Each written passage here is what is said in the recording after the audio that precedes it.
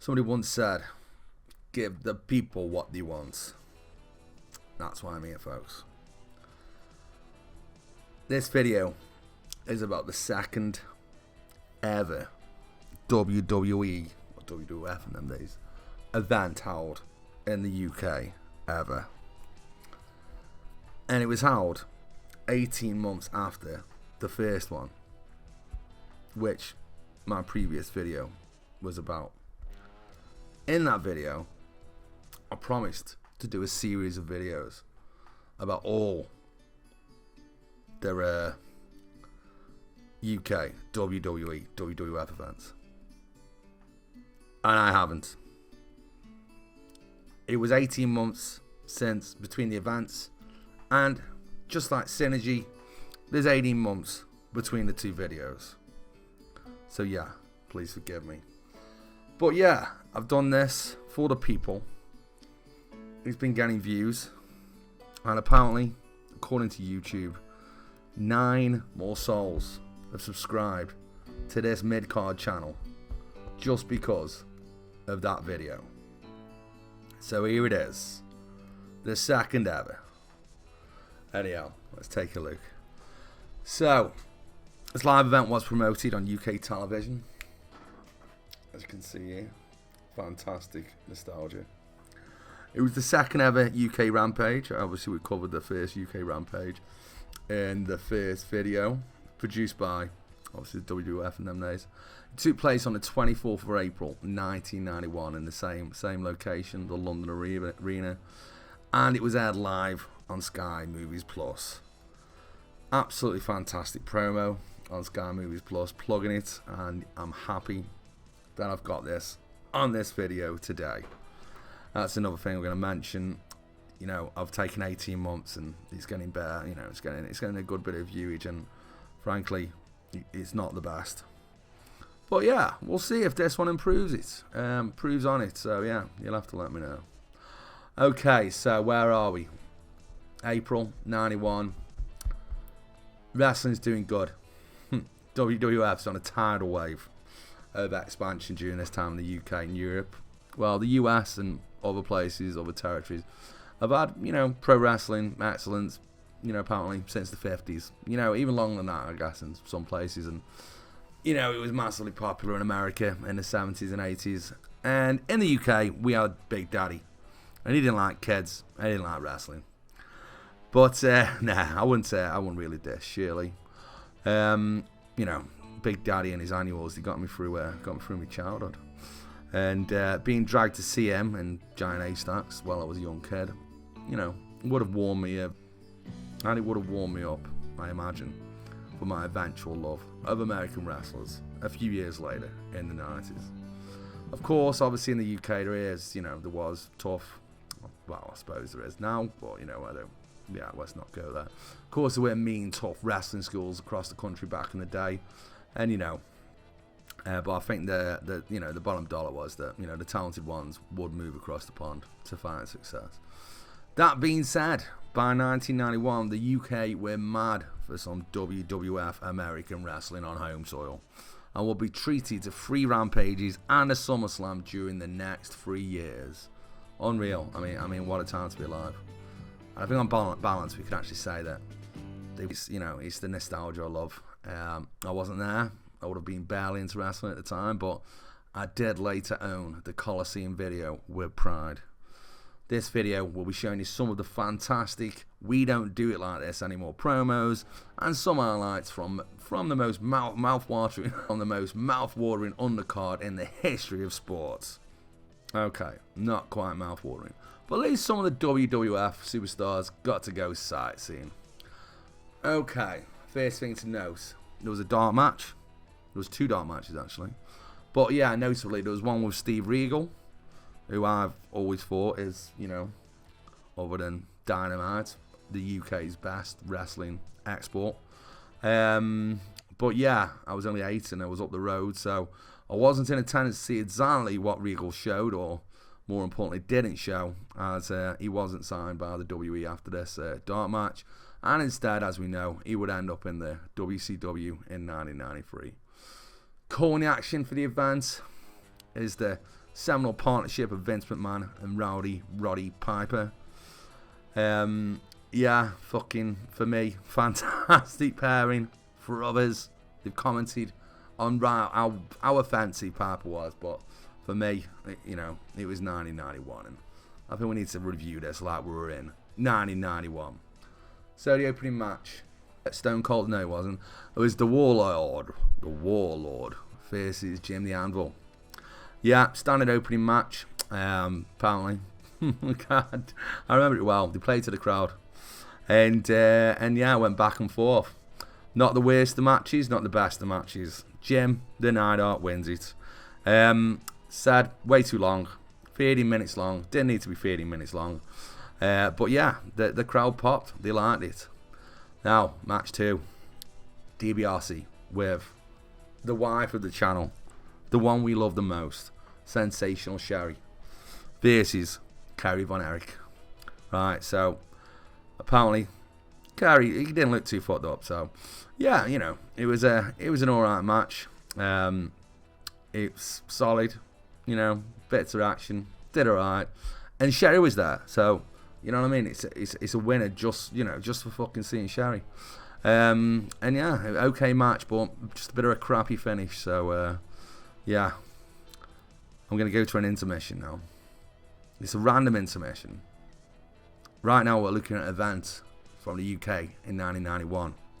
And here's a video of Sherri looking sensational from 1993. All I know is I'm probably going to watch this video several more times tonight.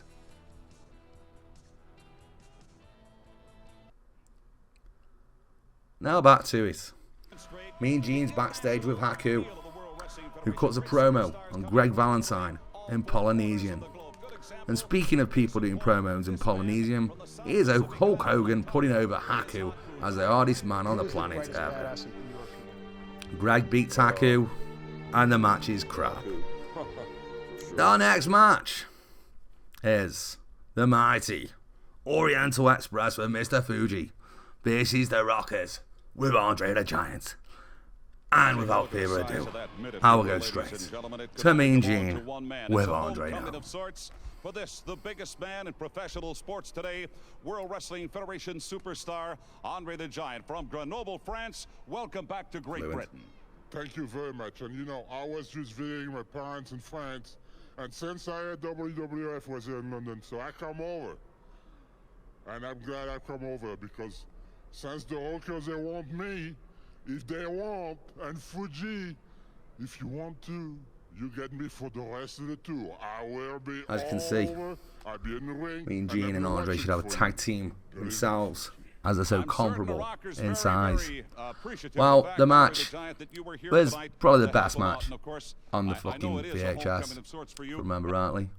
Yeah, it was. And yeah, it was a good bit of tag team action. And yeah, the Rockers win. And yeah, André was there, you know what I mean? He's gone past his ability to wrestle at this point. He said he was hanging around in France at the time and he's just popped over, but yeah, it was just for the, you know, for the pop, for the André pop, and you know, he didn't look too fast on his feet at this point, but still, you know what I mean? It's just great to see him. It's just great to see him, and it's what makes early 90s WF wrestling the best for myself. Anyway, we still got two more matches before the main event here. I mean, go out there, get yourself to, I don't know, fucking a car boot sale and find this video. Right then, next up, we've got the Barbarian versus Jimmy Snuka. Snuka was just coming back from killing Nancy. What? No, Snuka was just coming back from getting absolutely twatted by The Undertaker at WrestleMania 7. And yeah, that was obviously Undertaker's first notch on the old unbeaten streak there. So, and yeah, it was you know, Snuka wasn't his flamboyant best, but the crowd was popping for him because they know the score. They can remember him from his no boots days. So yeah, Jamie won the match. It wasn't the best, but the crowd loves Snuka, so, and I love Snuka, so just, you know, although some people might think he should have been in jail, it was always good to see Jimmy Snuka. Okay. Next up, let's get the Berzerker out, eh? Let's get the fucking Berzerker out. Moments from now is going to be up in the ring in action, and what an opponent he has tonight. Baby boy, local boy. Well, we seem to be having a problem back with Mean Gene Okerlund. But nonetheless, we'll be back with more of the UK Rampage as we continue with World Wrestling Federation action. You ain't seen nothing yet.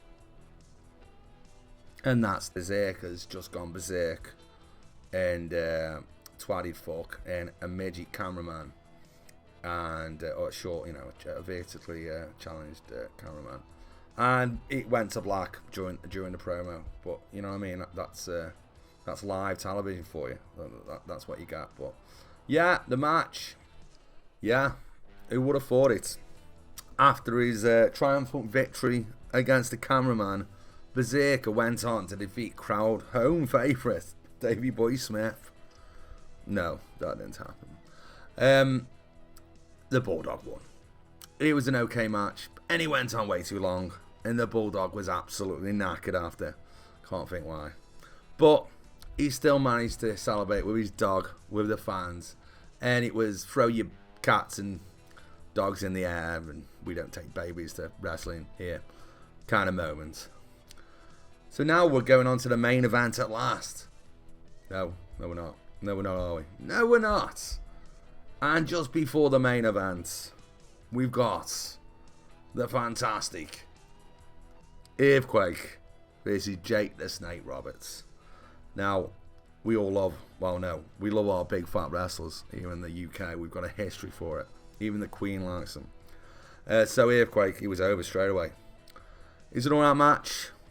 It's always good to see Jake, especially in 1991. And yeah, guess what? He got his big snake out.